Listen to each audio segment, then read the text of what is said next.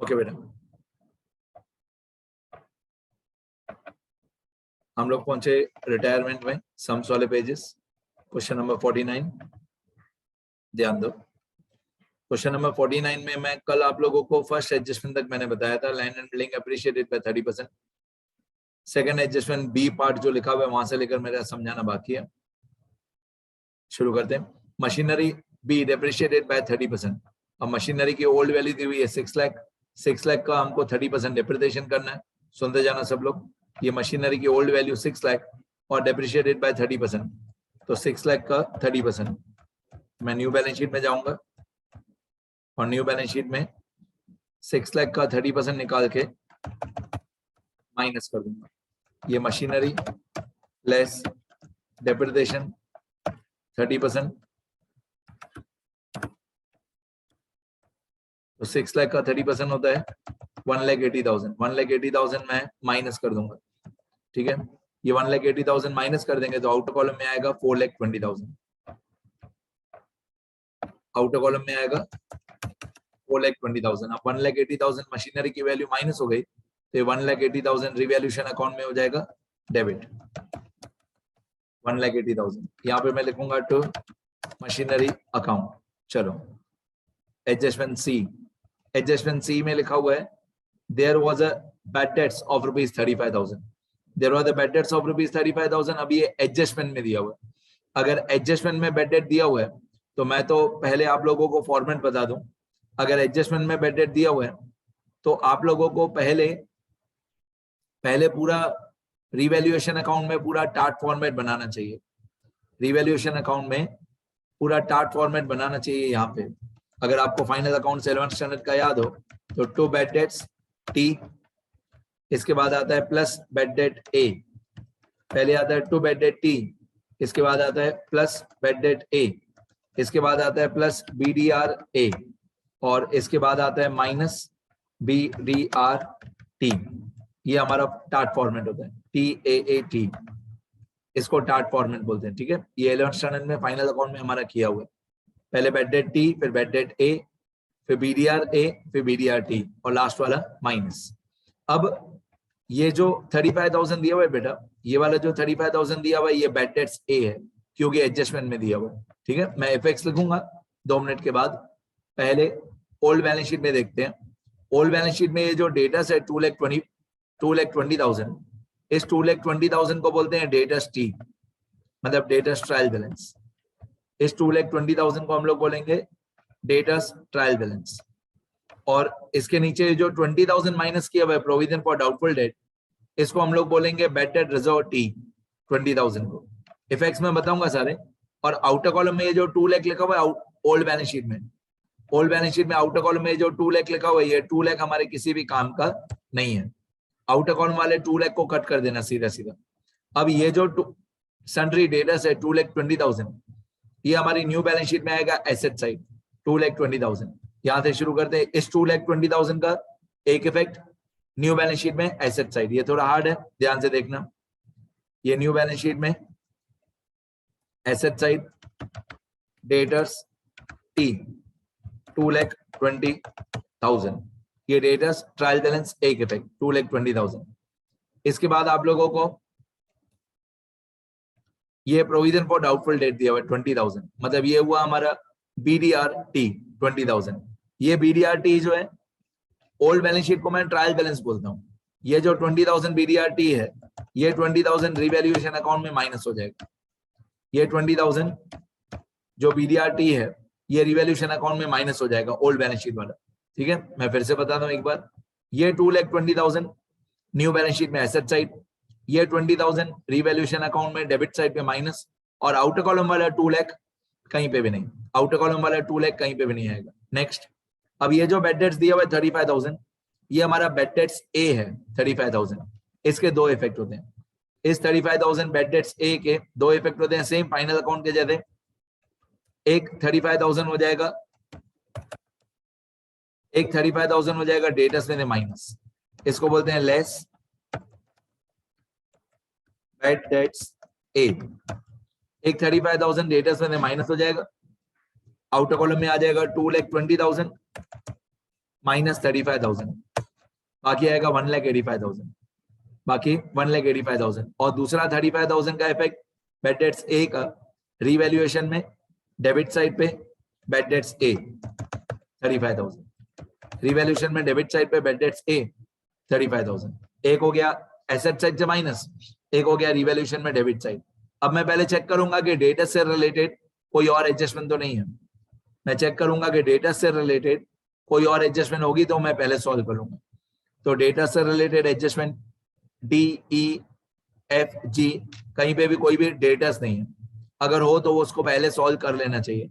तो डेटा से रिलेटेड कोई और एडजस्टमेंट नहीं है। अभी रिवैल्यूएशन का outer column, bad debts trial balance नहीं दिया हुआ है तो मैं डैश डैश कर देता हूँ। बीडीआर ट्रायल बैलेंस नहीं दिया हुआ है, बीडीआर एडजस्टमेंट नहीं दिया हुआ है तो मैं डैश कर देता हूँ। अब डैश और 35,000 और डैश, ये हुआ 35,000। इस 35,000 में से 20,000 को माइनस कर दो तो आउटर कॉलम में आएगा 15,000। पहले डैश और 35 और डैश, टोटल हुआ 35। 35 में से 20,000 माइनस, आउटर कॉलम में 15,000। नेक्स्ट हो गया। Next adjustment E, goodwill of the firm was valued at 2,80,000। बस मैं आगे नहीं पढ़ूंगा। गुडविल 2,80,000, ये न्यू गुडविल है 2,80,000। मैं इसको वर्किंग नोट्स में जाके लिखूंगा। वर्किंग नोट्स में अमाउंट्स में जाके मैं लिखूंगा न्यू गुडविल इक्वल टू 2,80,000, जो एडजस्टमेंट में दिया हुआ है। न्यू गुडविल 2,80,000, ये बहुत काम आएगा जब हम लोग गुडविल के एंट्रीज करेंगे, तब ये 2,80,000 बहुत काम आएगा। ये न्यू गुडविल है। आगे adjustment number E, goodwill of the firm was valued at 2,80,000 and Kusum's share of goodwill was adjusted against the capital account of continuing partners Sneh and Usha, who have decided to share future profit in the ratio of 3:4। तो वैसे भी हम लोग कुसुम का share वैसे भी हम लोग स्नेह और उषा में वैसे भी डिस्ट्रीब्यूट करेंगे। अब ये जो फ्यूचर रेशियो दिया हुआ है 3:4, फ्यूचर रेशियो मतलब स्नेह और उषा का फ्यूचर रेशियो मतलब न्यू रेशियो 3:4। तो ये मैं वर्किंग नोट्स में जाके लिखूंगा 3:4, न्यू पीएनएल रेशियो 3:4। यहाँ पे मैं पहले इसको कॉपी करता हूँ सारा, कंट्रोल सी कंट्रोल वी। अब मैं यहाँ पे लिख देता हूँ न्यू पीएनएल रेशियो, ओल्ड की जगह मैं न्यू कर देता हूँ। कुसुम रिटायर हो गई, बाकी बचा स्नेह एंड उषा, इनका न्यू पीएनएल रेशियो है 3:4। तो मैं यहाँ पे लिख देता हूँ 3/7 और यहाँ पे लिख देता हूँ मैं 4/7। 3/7 और 4/7 ये हमारा न्यू पीएनएल रेशियो है स्नेह और उषा का। एक बार मैं नाम भी चेक कर लेता हूँ ऊपर जाके कि नाम मैंने सही लिखे हैं, स्नेह और उषा।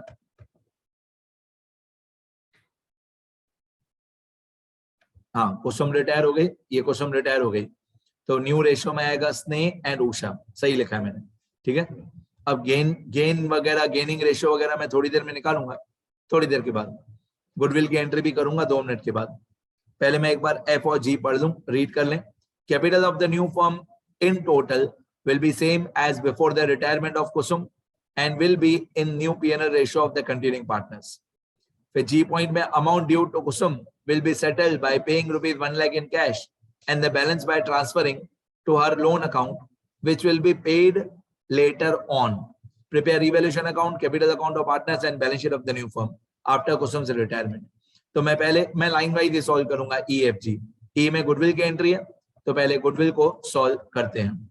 चलो, गुडविल की एंट्री सॉल्व करने के लिए हमको पहले रेशियो सॉल्व करने पड़ेंगे। ठीक है, अब ये देखो कुसुम रिटायर हो गई तो कुसुम का ओल्ड रेशियो था 2/7, न्यू रेशियो में कुसुम है ही नहीं, न्यू रेशियो में कुसुम नहीं है।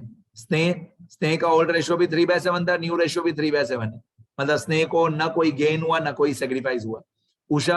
उषा का ओल्ड रेशियो था 2/7 और न्यू रेशियो है 4/7, मतलब सारा का सारा गेन किसको हुआ? उषा को हुआ। मैं फिर भी लिख के बता दूं, हमारा गेन का फॉर्मूला होता है GNO, gain is equal to new ratio minus old ratio. ये हमारा गेन का फॉर्मूला होता है, gain equal to new ratio minus old ratio. अब पहले आएगा स्नेह का गेन, एक्चुअली स्नेह का गेन 0 है, स्नेह गेन, तो स्नेह का न्यू रेशियो है 3/7, ये वाला 3/7 स्नेह का न्यू रेशियो। तो 3/7 माइनस स्नेह का ओल्ड रेशियो, वो भी 3/7 ही है, ये स्नेह का ओल्ड रेशियो 3/7, तो 3/7 माइनस 3/7, तो इसका गेन आ जाएगा, स्नेह का गेन आ जाएगा 0। ठीक है, स्नेह का न्यू रेशियो भी 3/7 है और ओल्ड रेशियो भी 3/7 है, तो इसका गेन आ जाएगा 0। अब स्नेह के बाद कौन है? स्नेह के बाद है उषा। उषा का गेन, मैं यहाँ पे उषा का गेन निकालता हूँ, पहले पूरा कॉपी पेस्ट कर दिया, अब यहाँ पे मैं नाम चेंज करके स्नेह की जगह पे लिख देता हूँ उषा का गेन। तो उषा's गेन, उषा का न्यू रेशियो है 4/7 माइनस उषा का ओल्ड रेशियो है 2/7, ये उषा का न्यू रेशियो 4/7, ये ओल्ड रेशियो 2/7, 4/7 माइनस 2/7, बाकी बचेगा 2/7, बाकी आएगा 2/7, ये 2/7 क्या है? उषा का गेन है, मतलब सारा का सारा गेन उषा को ही हुआ। देखो कुसुम का ओल्ड रेशियो कितना था? 2/7, कुसुम का ओल्ड रेशियो था 2/7, वो 0 हो गया, वो सारा का सारा किसको मिला? उषा को मिला। तो मैं यहाँ पे एक नोट लिखता हूं, note, this means that the full gain is done या received by Usha. So the share of goodwill of Kusum will be given by Usha. ठीक है, कुसुम का सारा गुडविल का शेयर कौन देगी? उषा देगी। क्यों उषा देगी? क्योंकि सारा का सारा गेन उषा को हुआ है। इस केस में हम लोग ऐसे बोलते हैं गेनिंग रेशियो ऑफ स्नेह, गेनिंग रेशियो ऑफ स्नेह एंड उषा इक्वल टू, अगर आपको गेनिंग रेशियो चाहिए ऑफ स्नेह एंड उषा इक्वल टू 0/1, क्योंकि सारा का सारा गेन उषा को हुआ, तो गेनिंग रेशियो बोलते हैं हम लोग 0/1। ये गेनिंग रेशियो हुआ 0/1, सारा का सारा गेन उषा को हुआ। अब गुडविल की एंट्रीज, न्यू गुडविल है 2,80,000, इसमें देख कुसुम का शेयर ऑफ गुडविल, कुसुम का शेयर ऑफ गुडविल कितना होगा? इक्वल टू 2,80,000 न्यू गुडविल है, मल्टीप्लाई बाय कुसुम का ओल्ड रेशियो था, कुसुम का ओल्ड रेशियो था 2/7, तो 2,80,000 मल्टीप्लाई बाय 2 डिवाइड बाय 7, इसमें हमारा कुसुम का शेयर ऑफ गुडविल आ जाएगा इक्वल टू 2,80,000 मल्टीप्लाई 2/7, तो कुसुम का शेयर ऑफ गुडविल आ जाएगा 80,000। कुसुम का एक ही रेशियो था, कुसुम रिटायरिंग पार्टनर है, उसका एक ही रेशियो होता है 2/7, तो 2,80,000 मल्टीप्लाई बाय 2/7 ये कुसुम का शेयर ऑफ गुडविल है। ये सारा का सारा शेयर ऑफ गुडविल कुसुम को मिलेगा 80,000, लेंगे किससे? उषा से लेंगे 80,000। चलो अभी मैं गुडविल के एंट्रीज करके बताता हूँ, यहाँ पे जर्नल एंट्रीज में मैं गुडविल के एंट्रीज करके बताता हूँ। पहला स्टेप होता है ओल्ड गुडविल को राइट ऑफ करो, तो इस क्वेश्चन में ओल्ड गुडविल है ही नहीं, ओल्ड बैलेंस शीट वाला ओल्ड गुडविल है ही नहीं।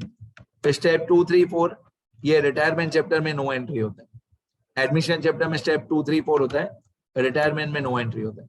स्टेप 5 पहले आप कुसुम को शेयर ऑफ गुडविल दे दो, तो कुसुम्स कैपिटल अकाउंट हो जाएगा क्रेडिट, कुसुम को शेयर ऑफ गुडविल दे दो 80,000, ये लोगे किससे?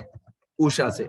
क्यों उषा दे? क्योंकि सारा का सारा गेन उषा को ही हुआ है, तो Usha's capital account debit to Kusum's capital account, being the share of goodwill of Kusum credited to her capital account. ठीक है, being the share of goodwill of Kusum credited to her capital account. फिर step 6A और 6B होता है। 6A होता है जो partner retire हो गया उसको कितना पैसा आपने कैश में दिया, तो 6A होता है Kusum's capital account debit to cash and bank, मतलब जो पार्टनर रिटायर हो गया उसको कितना पैसा आपने कैश में दिया। और 6B होता है जो पार्टनर रिटायर हो गया उसका कितना पैसा आपने लोन में ट्रांसफर कर दिया, तो Kusum's capital account debit to Kusum's loan account. ये न्यू बैलेंस शीट में आता है लोन, न्यू बैलेंस शीट में आता है ये वाला लोन, कहाँ पे? लायबिलिटी साइड पे। ये कुसुम का लोन न्यू बैलेंस शीट में लायबिलिटी टाइप पे आता है। तो स्टेप 6A होता है कि आपने कुसुम को कितना पैसा कैश में दिया। 6B होता है आपने कुसुम का कितना पैसा कुसुम के लोन में ट्रांसफर कर दिया। 7 स्टेप इस क्वेश्चन में नहीं होगा। स्टेप 7 तब होता है जब किसी कंटिन्यूइंग पार्टनर को नेगेटिव गेन हो, मतलब जो कंटिन्यूइंग पार्टनर है स्नेह और उषा, उनमें से किसी को नेगेटिव गेन हो तो स्टेप 7 होता है। इस क्वेश्चन में स्टेप 7 नहीं होगा। तो अल्टीमेटली रिटायरमेंट में काम का होता सिर्फ ये स्टेप पाई है और कोई स्टेप काम का नहीं होता है। काम का सिर्फ ये स्टेप पाई होता है।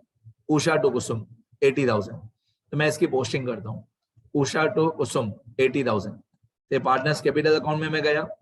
उषा में मैं डेबिट करूंगा 80,000 और कुसुम में मैं क्रेडिट करूंगा 80,000। अब मैं आमने सामने नाम लिखूंगा। अभी आमने सामने नाम लिखूंगा तो उषा के कैपिटल में लिखूंगा टू कुसुम कैपिटल अकाउंट, मतलब अगर अमाउंट उषा के कॉलम में है, अमाउंट डेबिट साइड पे उषा के कॉलम में है तो पर्टिकुलर्स में आएगा कुसुम, और अगर अमाउंट कुसुम के कॉलम में है तो पर्टिकुलर्स में आएगा उषा बाय उषा's कैपिटल अकाउंट।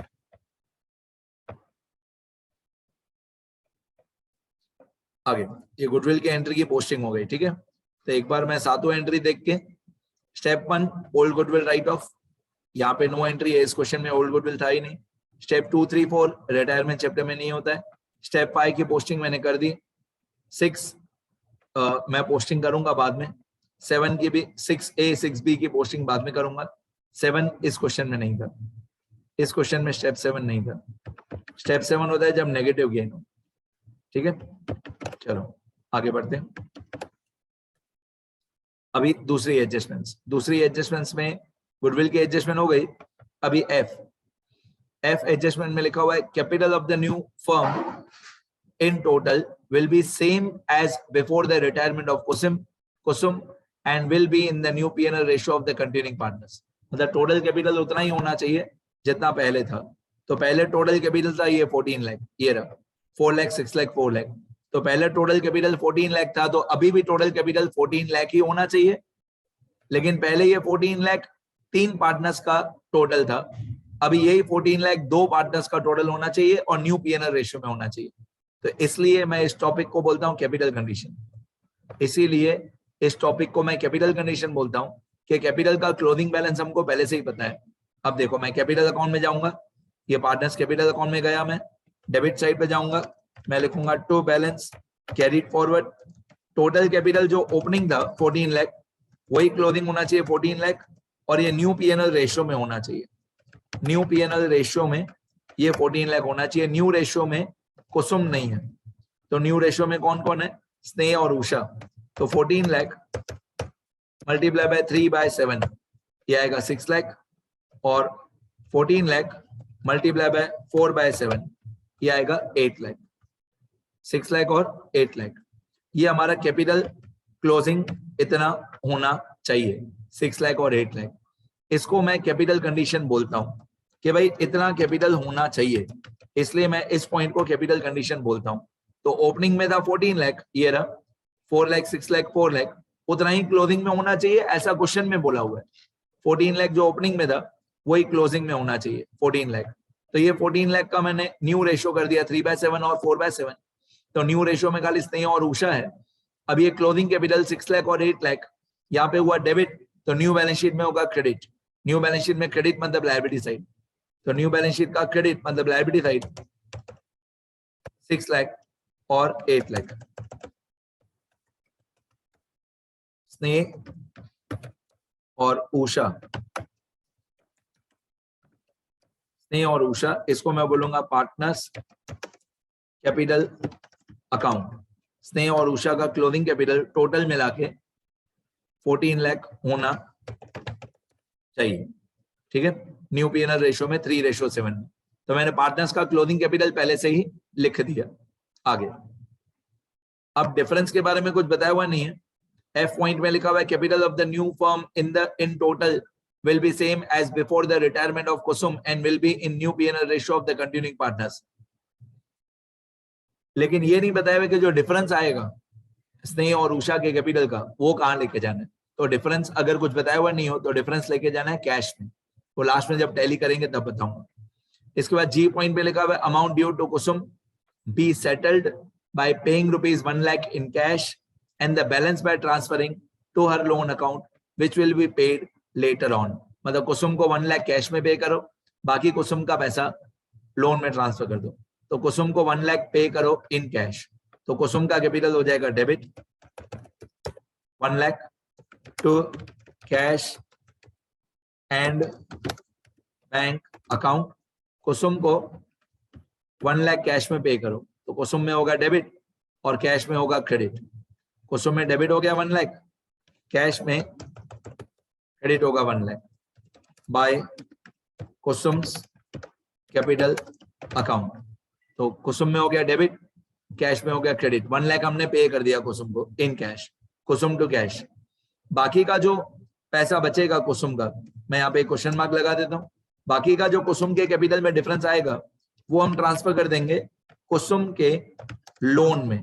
और कुसुम का लोन कहाँ पे जाएगा? कुसुम का लोन जाएगा न्यू बैलेंस शीट में लायबिलिटी साइड। तो अभी इसकी अमाउंट डिफरेंस कुसुम के कैपिटल का क्रेडिट माइनस डेबिट अभी नहीं करने का, क्योंकि अभी रिवैल्यूएशन अकाउंट टैली करना बाकी है। अभी हमको रिवैल्यूएशन अकाउंट टैली करना बाकी है। तो रिवैल्यूएशन अकाउंट जब टैली हो जाएगा उसका डिफरेंस तीनों पार्टनर्स में जाएगा रिवैल्यूएशन का, फिर कुसुम का कैपिटल बाद में टैली होगा, अभी नहीं। तो ये जो लोन की अमाउंट है ये अभी नहीं आएगी, लास्ट में आएगी रिवैल्यूएशन टैली होने के बाद, क्योंकि रिवैल्यूएशन का प्रॉफिट या लॉस तीनों पार्टनर्स पे डिस्ट्रीब्यूट होगा।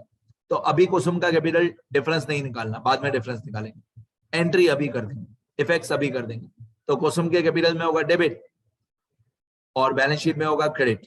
बैलेंस शीट में यहाँ पे क्रेडिट मतलब लायबिलिटी साइड, मैं यहाँ पे लायबिलिटी साइड पे लिखूंगा कुसुम्स लोन, लेकिन अमाउंट अभी नहीं आएगी, इसकी अमाउंट फाइंड करने में टाइम लगेगा। कुसुम्स लोन अमाउंट इसकी बाद में आएगी, ठीक है। तो क्वेश्चन में बोला था 1 लाख पे कर दो इन कैश, तो Kusum's capital to cash and bank,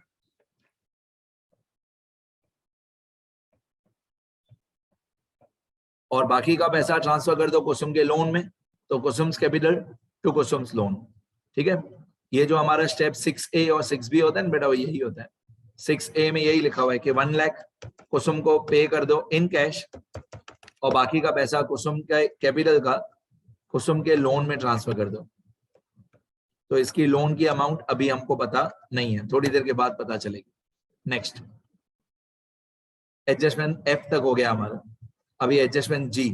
F भी हो गया, G भी हो गया, सब हो गया, ठीक है। Prepare revaluation account, partners capital account, balance sheet वो हमने बनाया है। चलो अनटिक आइटम भूल नहीं जाना, मैं खुद भूल जाता हूँ बहुत बार अनटिक आइटम्स। तो अनटिक आइटम्स में एसेट साइड पे लैंड एंड बिल्डिंग हो गया, मशीनरी हो गया, एक क्लोथिंग स्टॉक बाकी है। एसेट साइड पे एक ही नाम बाकी है 2 लाख क्लोथिंग स्टॉक।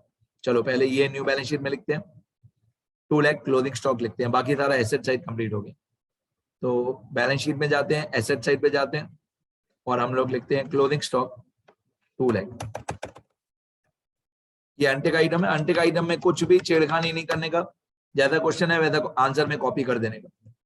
और लायबिलिटी साइड पे अनटिक आइटम, लायबिलिटी साइड पे अनटिक आइटम में कैपिटल हो गया, प्रोविडेंट फंड बाकी है, employee provident fund 70,000, workman compensation reserve हो गया, क्रेडिटर्स बाकी है। तो एक प्रोविडेंट फंड है 70,000, एक क्रेडिटर्स है 1 लाख।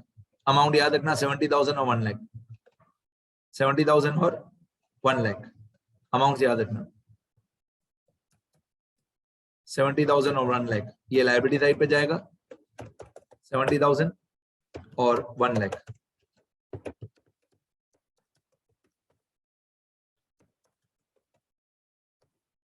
ये 70,000 का नाम था एम्प्लॉइज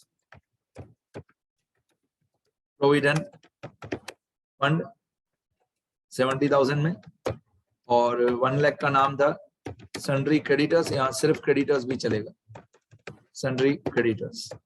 डन, ये एंटिक आइटम भी लिख दिए। अभी आ जाते हैं बैलेंसिंग पे। बैलेंसिंग में हमेशा एंटिक आइटम भी हो गया, एडजस्टमेंट भी हो गई, ठीक है। अभी बैलेंसिंग, बैलेंसिंग में सबसे पहले हमेशा रिवैल्यूएशन, ठीक है। मैं इस टॉपिक को नंबरिंग बोलता हूँ, सुनना ध्यान से, मैं इसको बोलता हूँ नंबरिंग। नंबरिंग मतलब क्या, सुनते रहो। नंबरिंग मतलब कौन सा अकाउंट पहले टैली होगा और कौन सा अकाउंट बाद में टैली होगा। ये जैसे मैंने अभी लिखा 1 नंबर, मतलब पहला नंबर टैली करो रिवैल्यूएशन। ये 1 नंबर आपको बोर्ड एग्जाम में नहीं लिखना है, ये सिर्फ आपके समझने के लिए। मैं इसको नंबरिंग बोलता हूँ। नंबरिंग से क्या पता चलता है कि कौन सा अकाउंट पहले टैली करना है, कौन सा अकाउंट बाद में टैली करना है। ये आगे चल के और टिपिकल सम्स में ये नंबरिंग काम आएगी।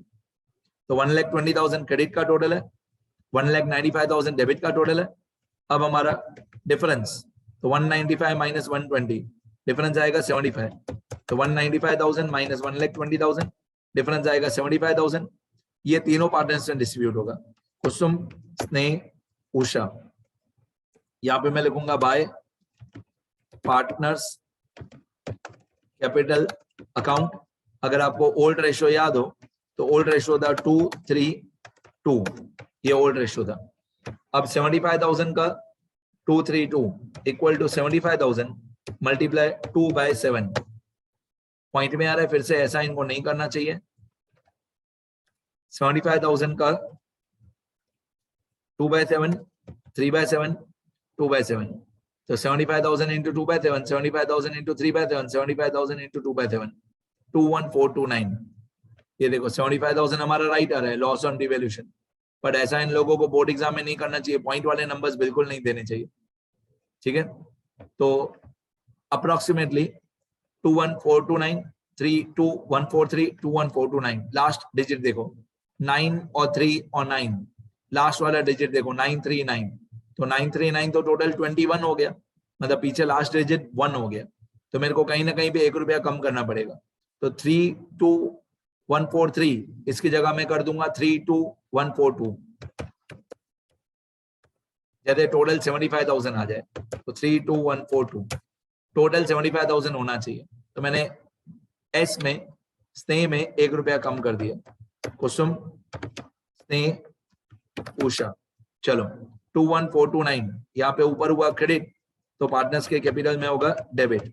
21429 और स्नेह में कितना था 32142, 32142, 21429, 32142, 21429। इसको हम लिखेंगे टू रिवैल्यूएशन अकाउंट। और क्योंकि रिवैल्यूएशन अकाउंट में क्रेडिट साइड पे डिफरेंस है, तो ये नेट डिविजिबल लॉस हुआ, तो ऐसे ब्रैकेट में लॉस लिखना जरूरी है। अब सेकंड नंबर हमेशा उस पार्टनर को टैली करना, सेकंड नंबर जो रिटायर हो गया। 1 नंबर हमेशा रिवैल्यूएशन, सेकंड नंबर उसको टैली करो हमेशा जो पार्टनर रिटायर हो गया। तो रिटायर कौन हुआ, कुसुम, तो कुसुम को ही पहले टैली करना, ठीक है। पहले कुसुम को टैली करते हैं। अब कुसुम का क्रेडिट का टोटल, अब कुसुम का क्रेडिट का टोटल 3 अमाउंट है, 4 लाख और 4286 और 80,000। तो कुसुम का क्रेडिट का टोटल है 484286। अब कुसुम का डेबिट का टोटल, कुसुम का डेबिट का टोटल है 121,429। अब दोनों का डिफरेंस, तो क्रेडिट का 484286, क्रेडिट का 484286 माइनस डेबिट का 121,429, डिफरेंस आएगा 362,857। ये कुसुम के लोन में चला जाएगा 362,857, 362,857 ये बैलेंस शीट में जाएगा, 362,857 बैलेंस शीट में जाएगा लायबिलिटी साइड पे 362,857, ठीक है। ये देखो कुसुम का लोन 362,857, राइट है। अब 1 नंबर हमेशा टैली होगा रिवैल्यूएशन, सेकंड नंबर हमेशा टैली होगा जो पार्टनर रिटायर हो गए, थर्ड नंबर हमेशा टैली होगा जो कंटिन्यूइंग पार्टनर्स हैं, स्नेह और उषा जो कंटिन्यूइंग पार्टनर्स हैं उनको टैली करना है थर्ड रैंक पे और फोर्थ रैंक पे। चलो अभी स्नेह का क्रेडिट का टोटल, तो स्नेह का क्रेडिट का टोटल है 606,429, स्नेह का डेबिट का टोटल है 632,142। अब स्नेह में डेबिट साइड पे टोटल बढ़ा है 6,32,142, डेबिट में टोटल बढ़ा है, क्रेडिट में टोटल छोटा है 606,429। तो डिफरेंस आएगा क्रेडिट साइड पे, तो मैं क्रेडिट साइड पे लिखूंगा डिफरेंस 632,142 माइनस 606,429, 606,429, तो डिफरेंस आएगा 25,713। ये जो 25,713 आया इसको मैं लिखूंगा by cash and bank account, मतलब इतना पैसा स्नेह लेके आएगा या लेके आएगी। 25,713 यहाँ पे हुआ क्रेडिट तो कैश में होगा डेबिट 25,713, कैपिटल में हुआ क्रेडिट, तो कैश में होगा debit 25713 to Sneh's capital account, तो स्नेस कैपिटल अकाउंट 25713। आगे इसके बाद है उषा। उषा को टैली करेंगे तो उषा के क्रेडिट का टोटल, उषा के क्रेडिट का टोटल है 404285, उषा के डेबिट का टोटल है 901429। तो ऑब्वियसली डेबिट का टोटल बहुत बड़ा है, डिफरेंस क्रेडिट साइड पे आएगा 901429, ये डेबिट का टोटल है 901429 माइनस क्रेडिट का टोटल है 404285, तो डिफरेंस आएगा 497144। 497144 ये भी कैश एंड बैंक में जाएगा। आपको मालूम है मैं क्वेश्चन मार्क लगाता हूँ, क्वेश्चन मार्क मतलब डिफरेंस, क्रेडिट और डेबिट का डिफरेंस। तो उषा में डिफरेंस आया 497144, ये भी कैश में जाएगा 497144। इसको लिखेंगे टू उषा's कैपिटल, मतलब इतना पैसा उषा लेके आएगी इन कैश 497144।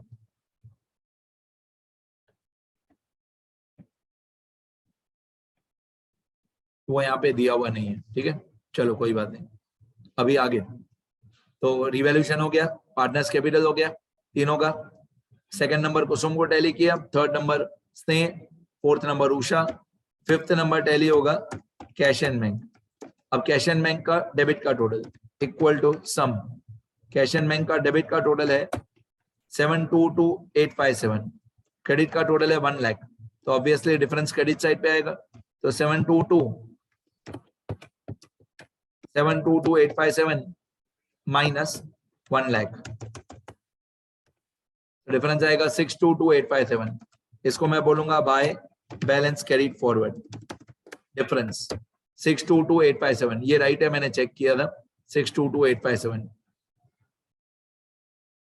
ये रहा 622857 कैश एट बैंक, मतलब ये हमारे कैश का क्लोजिंग बैलेंस है 622857। अब 622857 यहाँ पे हुआ क्रेडिट, तो न्यू बैलेंस शीट में होगा डेबिट 622857, ये हमारा closing cash and bank balance है, closing cash and bank balance 622857। तो ये 4 नंबर 5 1 हो गया रिवैल्यूएशन, 2 हो गया जो रिटायर हुआ, 3 और 4 continuing partners, 5 cash and bank, 6 होता है हमेशा गुडविल। गुडविल में हमेशा बैलेंस सीएफ 0 आएगा, गुडविल अकाउंट का क्लोजिंग बैलेंस हमेशा 0 आएगा, तो इसको मैं ऐसे बोलता हूँ नो बैलेंस, तो नो बैलेंस मतलब ये बैलेंस शीट में नहीं आएगा। 7 होगा हमेशा new balance sheet, 7 number new balance sheet. या नंबरिंग आपको एग्जाम में लिखनी नहीं है, बस सारी अमाउंट्स आउटर कॉलम में होनी चाहिए, कोई अमाउंट इनर कॉलम में नहीं रहनी चाहिए, और अनटिक आइटम कंप्लीट हो जाने चाहिए। ओल्ड बैलेंस शीट में अनटिक आइटम आपको कंप्लीट कर लेने। अब पहले एसेट साइड का टोटल करता हूं मैं। एसेट साइड पे 1 2 3 4 5 अमाउंट्स है, तो एसेट साइड का टोटल आ रहा है 1947857, लायबिलिटी साइड का 1947857, बैलेंस शीट टैली हो रहा है 1947857, ये बैलेंस शीट का टोटल 1947857, ठीक है, डन एवरीथिंग। जर्नल एंट्री पूछी नहीं है, इसलिए मैं सारी जर्नल एंट्री नहीं करूंगा, सिर्फ गुडविल वाली एंट्री वो हमेशा मैं करता ही हूँ। ओके, मैं एक बार स्क्रॉल कर देता हूँ, लिखना सब लोग अच्छे थे। ये क्वेश्चन है आपका,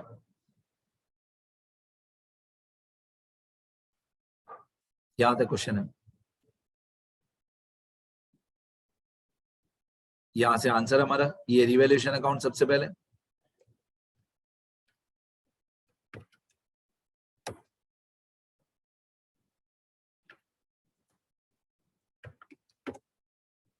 ये पार्टनर्स कैपिटल अकाउंट, पहले डेबिट साइड लिखना सारा,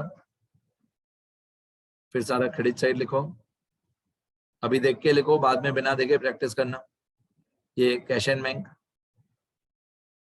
ये गुडविल, न्यू बैलेंस शीट,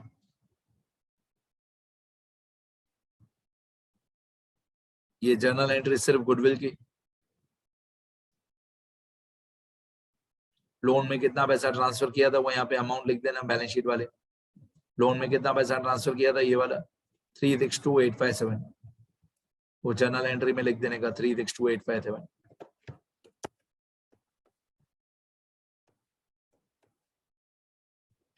फिर ये वर्किंग नोट्स, रेशियोज पहले,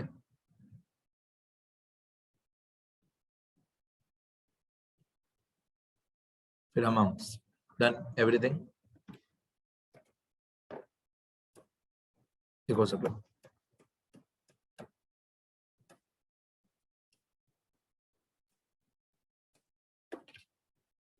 देखते रहो बेटा।